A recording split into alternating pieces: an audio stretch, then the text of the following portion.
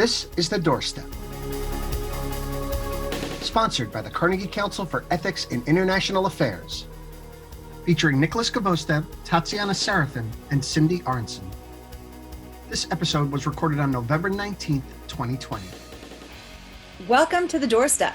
It's November 19th, 2020, and we are in the middle of counting ballots still. I think we might be waiting on some results today, but we are proceeding with the notion that we have a new president-elect and a new foreign policy, which will impact the region of the world we're speaking about today, Latin America. So welcome to The Doorstep, where we bring you the news that you may not have heard in a way that we explain how it impacts your life. And today we are joined by Dr. Cynthia Arnson, the director of the Latin American program at the Woodrow Wilson Center, to help us make heads or tails of what is going to be happening in a very diverse region with very diverse interests and very important to America today. Welcome, Cindy. Thank you so much for this invitation. And welcome, Nick. How are you doing? I'm doing well and looking forward to our conversation today because Latin America and the hemisphere as a whole is always the part of the world that is the closest to us and gets the least amount of attention. So I think calling more attention to the dynamics of the region can only be to the good. Well, let's start with this big piece of news that is buried. The lead is buried. Yesterday, James Story was voted in as the first ambassador to Venezuela in 10 years. So what do you make of that, pushing forward a new ambassador to a country in turmoil, a country much like ourselves, maybe, where there are two presidents and varying policies by the US? Why do you think that happened yesterday, Cindy? Do you have any insights into that? Well, mostly what I have is speculation. First, let me just say that, Jimmy Story is an extremely highly qualified and experienced diplomat. He's been the charge d'affaires for the Venezuelan embassy that has moved from Caracas to Bogota. This was due to a decision, by the Trump administration, I think the quite correct decision that the embassy security could not be provided for when there were when there were a lot of street violence, but also, threatening motorcycle gangs of thugs going around. So it made sense to get people out of the country and into Colombia, where there are, large numbers of Colombian exiles as well as we know, refugees. This is a country with which we have not had diplomatic relations in a while. And I think it takes place just before the December 6th elections in Venezuela for a new National Assembly. The elections are for 5-year terms. And the last assembly, which came in 2015, had the Venezuelan opposition controlled that assembly. And that is precisely the body with legitimate authority out of which Juan Guaido emerged as the interim president in January of 2019. So once the new elections are held in just less than 2 weeks, the basis of legitimacy and of authority of Juan Guaido will be sort of legally difficult to determine. So one theory, and I say that this is really a theory, is that you name Jimmy as ambassador in order to give formal recognition in some way to a government in exile. And I'm not predicting that that's what's going to happen, but it would be consistent, I think, with his elevation, at this point in time, so close to the upcoming assembly elections. And again, the assembly being the only really legitimate body that was controlled by the opposition, that gave them a basis of institutional power, which of course the regime never paid attention to and did everything in its power to undermine. But it is within the Venezuelan constitution what gives Guaido's presidency its foundation. So my sense is that that's the context that they're looking at. Mm-hmm. Any sense of what Biden may be thinking about Venezuela? I know that he is as vice president, he visited Latin America more than 16 times, and he has great working relationships. And as president-elect, I think he's putting together a team as well to look at the region. Any sense of, would he change some of President Trump's policies, economic sanctions, et cetera, towards Venezuela? Any sense of what might happen there? Well, both Joe Biden and a number of his close advisors are on the record saying that there's a couple of things they would do immediately. One is in the United States, which is offering temporary protected status to Venezuelans that are in this country.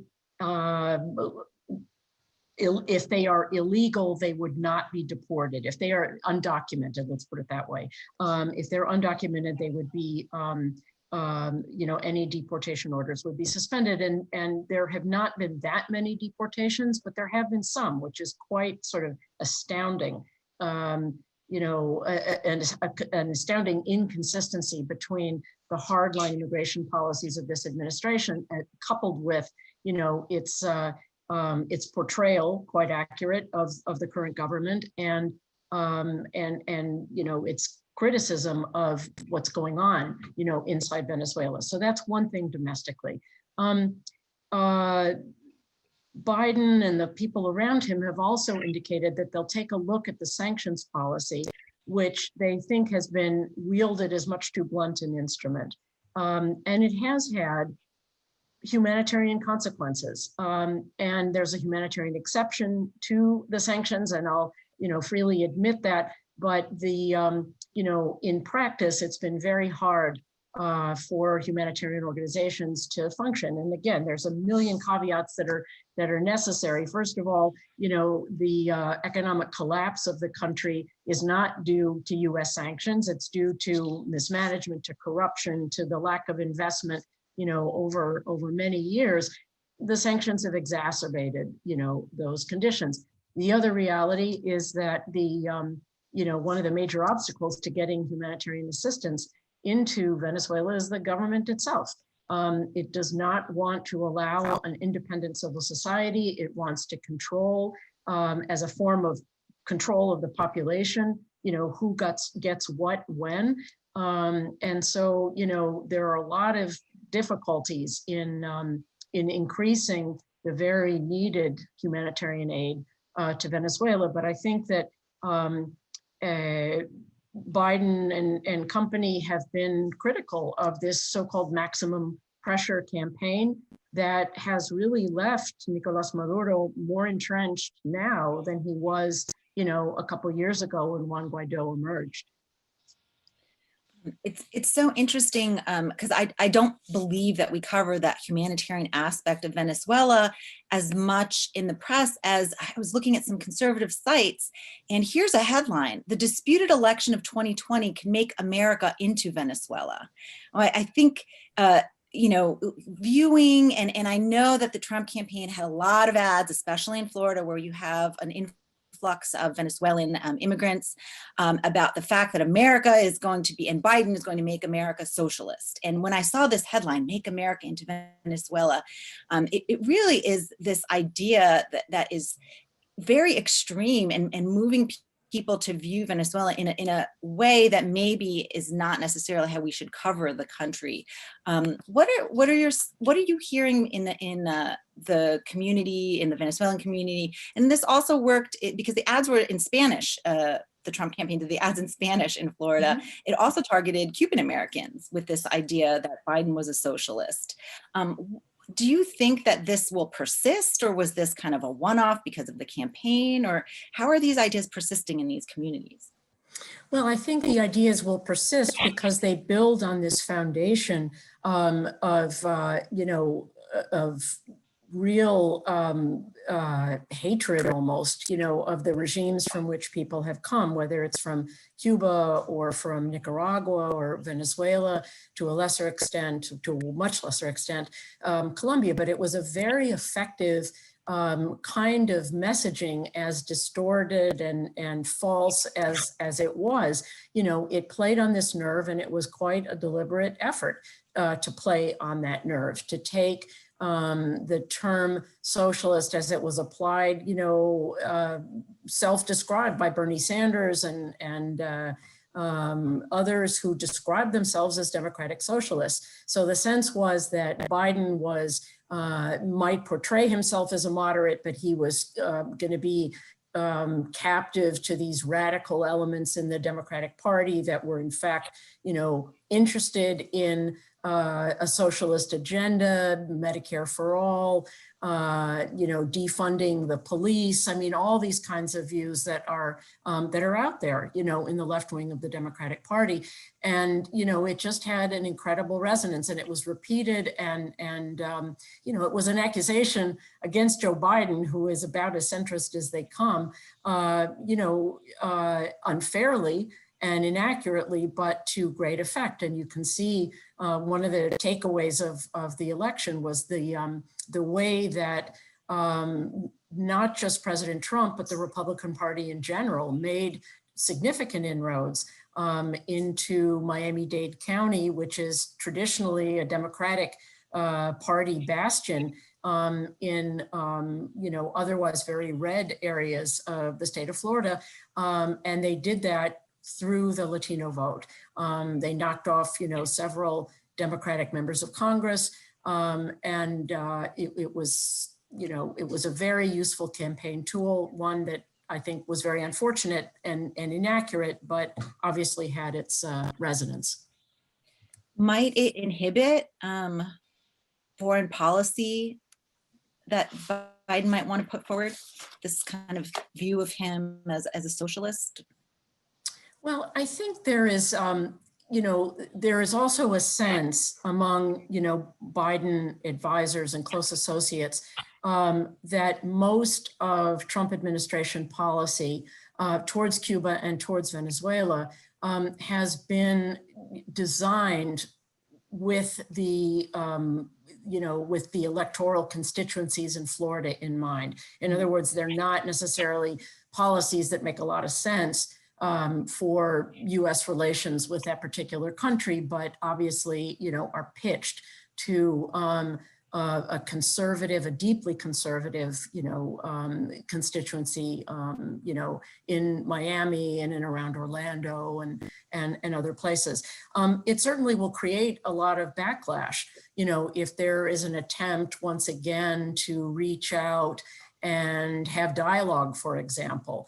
You look at the way someone as senior and as respected as former Undersecretary Tom Shannon, was vilified for trying to negotiate, with the Maduro government. And, the truth is the pressure campaign, hasn't worked.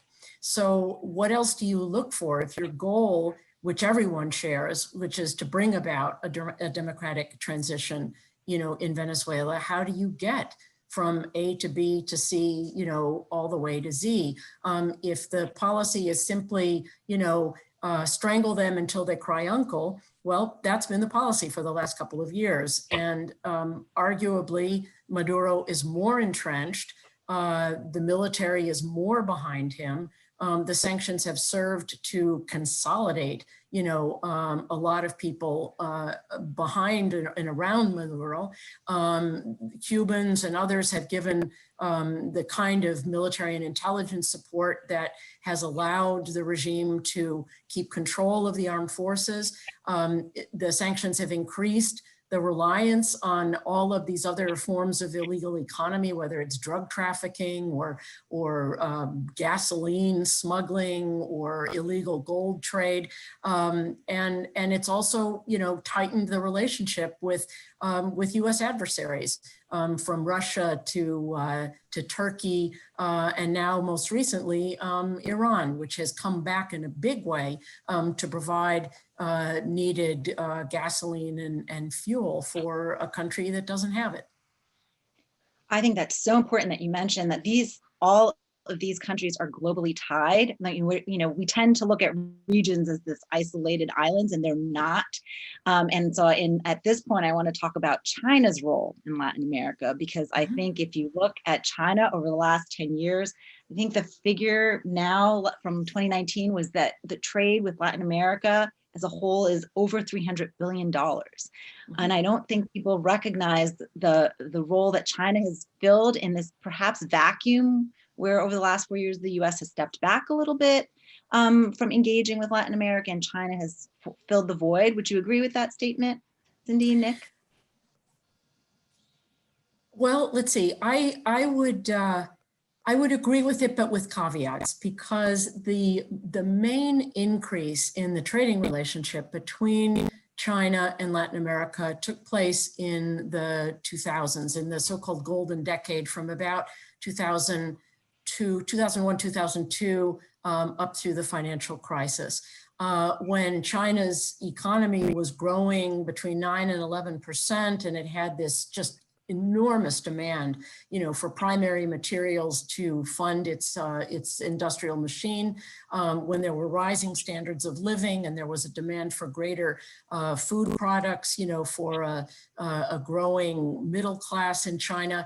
And the story of those years was really the story of the commodity boom, and trade between China and Latin America has been, almost exclusively consisting of exports from a small number of countries of things like copper and iron ore and soy, and other materials like that, so that, Chile and Peru, who are huge producers of copper, have China as their number one trading partner. Brazil has China as its number one trading partner because of the demand for iron ore and also soy. Argentina, I believe, still has Brazil as its principal trading partner, but China is number two. Uruguay, small Uruguay, has China as its leading trade partner. And it's a story of Chinese demand for Latin American commodities, and then, Chinese exports of manufactured goods and consumer goods of a variety, of a great variety.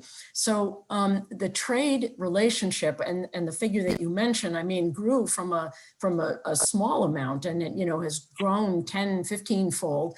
But China is also the principal source of external financing right now.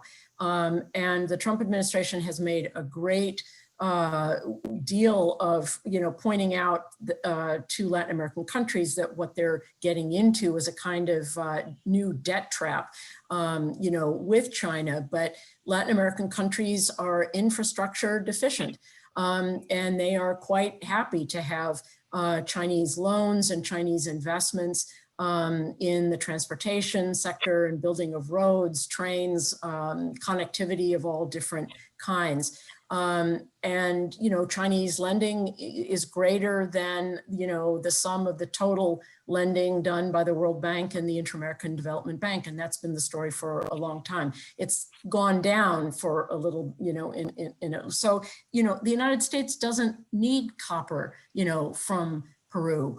It doesn't need iron ore from Brazil. And the trading relationship, I think, is different and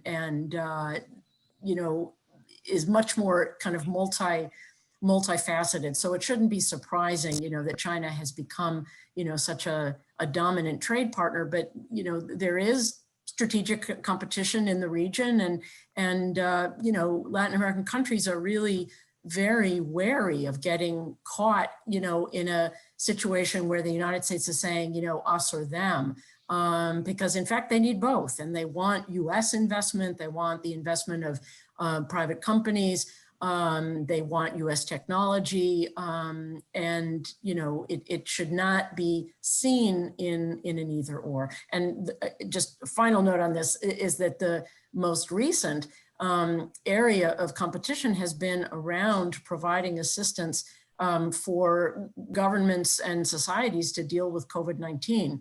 And there have been, different amounts of PPE and medicines and co-production of vaccines. All of this is another area where the United States and China are kind of going toe to toe.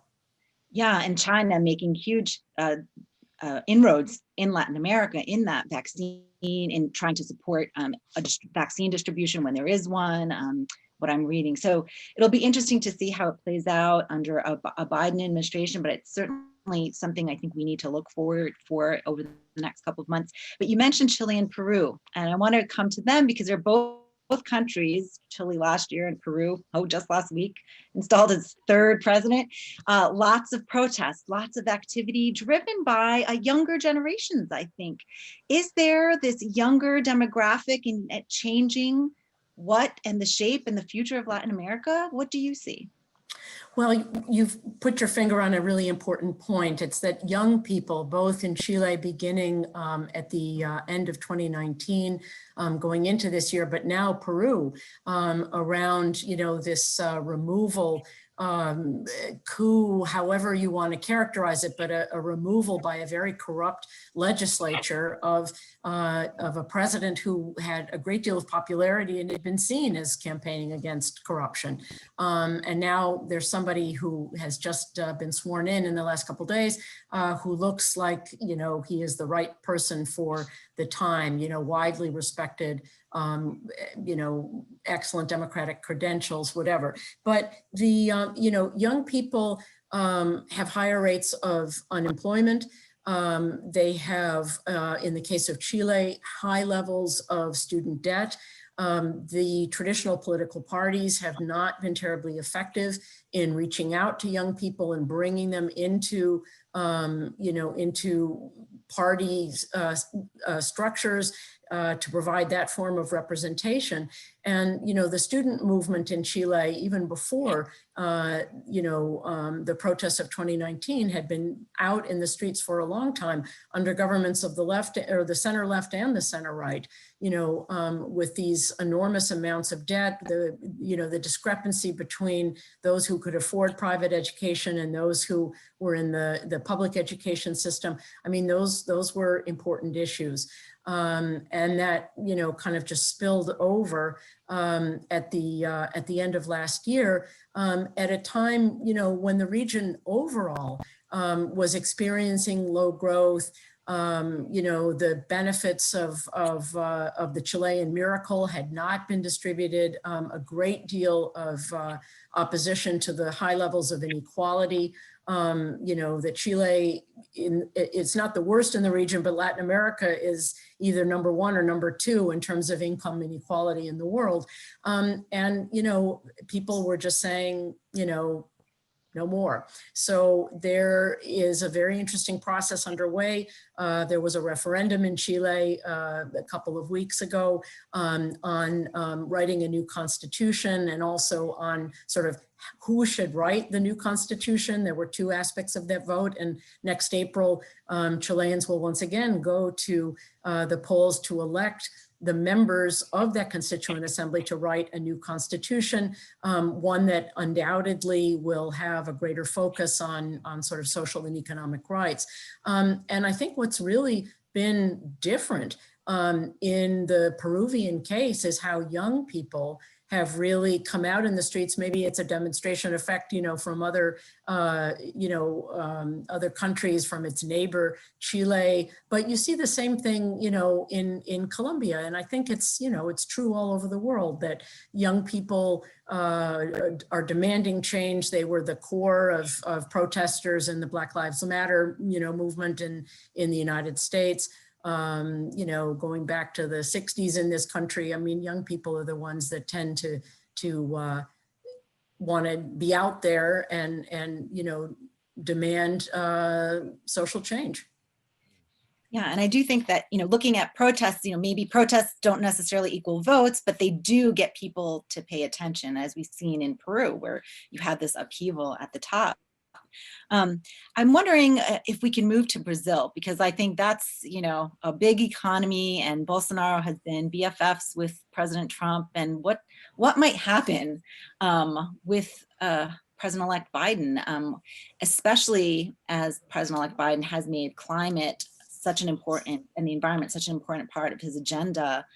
Do you think he'll be pushing on Brazil to deal with its deforestation and other climate issues? Sure. I think it's, undoubtedly the case that the levels of deforestation and rainforest destruction that have taken place in Brazil for a long period of time, but have just skyrocketed, during the Bolsonaro administration, the wildfires, really out of control, that will be a central issue in the bilateral relationship.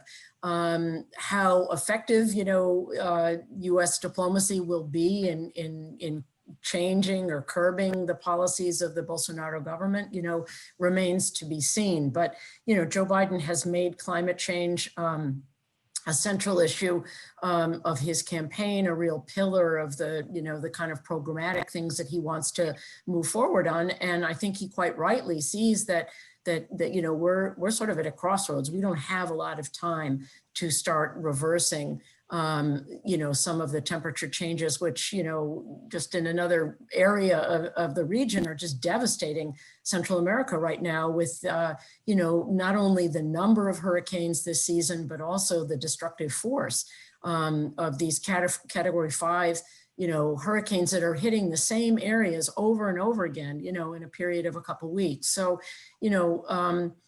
climate change is something that will be, I think, a centerpiece of the Biden administration, and it's undoubtedly going to be a centerpiece of his foreign policy, not just towards Latin America, but towards, a number of regions of the world. So that's going to create some friction, and this kind of bromance between Bolsonaro and Trump is not going to help. I mean, Bolsonaro and López Obrador in Mexico are really the two leaders in Latin America that have yet to recognize Joe Biden as president-elect, let alone send their congratulations.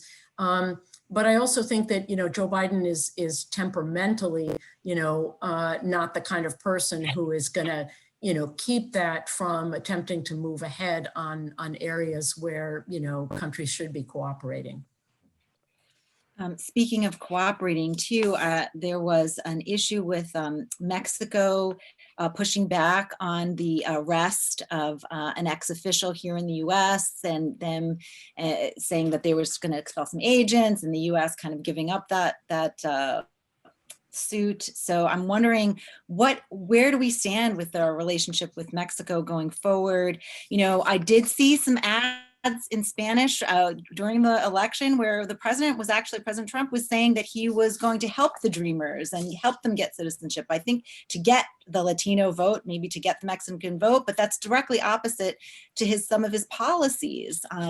Are we going to be able to reverse the border policies with Mexico, the policies not to let in migrant children? I know we had an important case, a judge ruled that you can't turn away migrant children because of the pandemic. That came through this week. So that's an important step. Can the president-elect Biden reverse these policies, or how quickly? Well, immigration policy is a very complicated area. It's not necessarily one of my great areas of expertise, but I think there are, clearly indications from Biden that he will do things immediately, like stop the separation of children from their parents. He will look to make an asylum process possible by increasing funding for, say, asylum judges, so that people are not held indefinitely, in Mexico while asylum claims are evaluated. There are some things that he can do initially. He's also, announced a significant and increased aid package for Central America to try to address some of the root causes of migration, not just building the wall. And Biden has been clear that he's not going to build any more of the wall. I also think it's unlikely that he's going to tear down any of the sections that, that have been built. But, we'll look to, find ways to address the conditions that make people feel that their only option, is to migrate to the United States. But there's, of course, a big danger, which is that, a perceived, shift in a hardline immigration policy will serve as a magnet, for large numbers of people to come. And you can certainly see the possibility for that in the wake of the destruction of these hurricanes. Honduras, Guatemala, Nicaragua, terribly, just taking, damage that's really kind of unthinkable in terms of loss of life, loss of infrastructure, loss of homes, the number of people displaced, livelihoods destroyed. And those kinds of things historically are push factors for migration. So, between the push factors and the sense that there's going to be a more forgiving, humane policy could easily create a very early crisis. And one thing that was interesting about, this 2020 election compared to 2016, you did not hear President Trump using the kind of rhetoric against Mexicans that they're rapists and murderers and they're coming here to, to kill our people, whatever. I mean, a lot of that was toned down. He was still, committed to, building the border wall, but he was also making a play for the votes of Mexican Americans. And he did make some inroads in places like Texas. I don't think that anybody thinks that he is, that he was going to, reinstate DACA. The Biden administration has made it very clear that DACA is something, that should go forward and should be not just an executive order, but be kind of a permanent guarantee to these young children or young people who were brought here as young children. But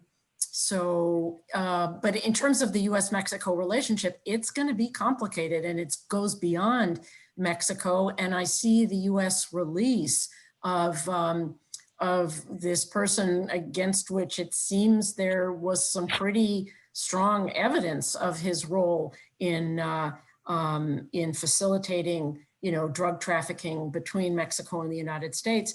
I see it as a bone to López Obrador for his willingness to, not recognize Joe Biden, for his willingness to have said, yes, we will, Mexico will keep all of these Central Americans in our country so that they, aren't, a problem for you inside the United States. I mean, Mexico has made a number of important concessions to the Trump administration, and this was, a Trump administration concession back to Mexico, but one I think that sets a very troubling precedent.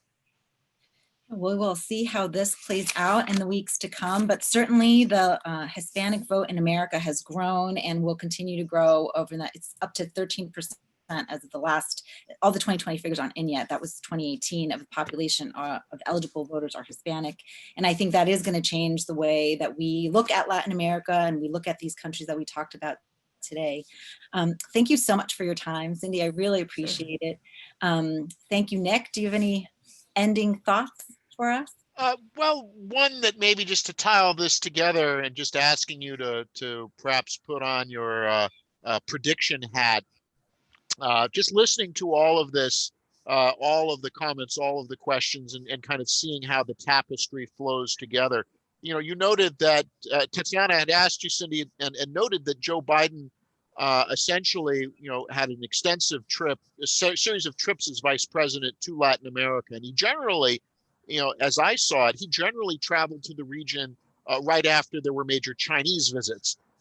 Chinese president, prime minister, and others would make a visit to Latin America, and then usually Joe Biden would be visiting the same countries several weeks later. In a sense, do you think that as things that he could do as vice president, will he carry that focus in as president on the region? That is, he had a real sense of Latin America, not just as a source of problems, but as a source of opportunity. Looking at the hemisphere in terms of the positive ties, the economic ties, but also things such as the security ties, certainly, but even the human ties, the cultural ties. Tatiana just referred to a growth, the growth in the U.S. population, the demographics. And when I was hearing both of you talking about young people and demographic change, I mean, are we on the cusp, or could we be on the cusp? And could the Biden-Harris administration midwife really a different approach to the region, where Latin America is less of an afterthought, or just when people think of Latin America, they think drugs, migrants, and instead they think opportunity, they think energy partnerships, they think the cultural, a cultural space, given the number of, the growth of bilingualism within the United States, and that there's sort of a shared Hispanosphere, which then bleeds into the American Anglosphere as well. I mean, is there a sense that you have that, that we could see a major reorientation of the U.S. approach to the hemisphere, or is this going to be like what we've seen in the past, which is a lot of wonderful pronouncements at the beginning, and then we get pulled back to the Middle East, we get pulled back to Europe, we get pulled back to East Asia, and Latin America ends up on the back burner? Right. Well, I think you've put a lot of things in that question, but it is certainly the case that Joe Biden comes to the region with a great deal of knowledge, not only from his time as vice president, when he was actually, put in charge in 2014 after the first crisis of unaccompanied children, migrants from Central America. He was put in charge of the U.S. response to that crisis, but also, as the chairman and as a member of the Senate Foreign Relations Committee, was at the, there at the creation of Plan Colombia, during the Clinton years. And as you say, has a great deal of interest in the region and a great deal of knowledge. I think it is the case that the number of times that Latin America will occupy sort of presidential time and bandwidth are relatively limited. One important time will be next year, when the United States hosts the Summit of the Americas, which President Trump was actually the only US president in the history of the summits, going back to the early 90s, who did not go to the Summit of the Americas. Went to Latin America once during his entire 4-year term for a meeting in Argentina of the G20. But I do think that will be an important time for, President Biden to lay out a vision. And one thing that I would say, because there's always a lot of, disappointment in the region when they don't feel like they're getting as much attention as a place like North Korea or China or Russia or, or Europe. That's kind of the good news. And what happens at the more sort of day-to-day working level, I think is the thing to watch. And not just what takes place at the level of, a Biden trip to the region or a speech about the region, but what sorts of initiatives, are in place and are pushed by, multiple agencies of the U.S. government, whether it's the Department of Energy or the Department of Interior on natural resource conservation, or Treasury or Commerce on the trade relationship, State Department, the embassies. I mean, it's I think that there is a lot of connective tissue there that will be well sustained. Thank you so much, Cindy. Thank you so much, Nick. This was a really great conversation. And join us for the Doorstep in 2 weeks. We'll be back in 2 weeks speaking about Africa. Thanks for listening to The Doorstep, sponsored by the Carnegie Council for Ethics in International Affairs. For more, go to carnegiecouncil.org. Stay healthy and safe.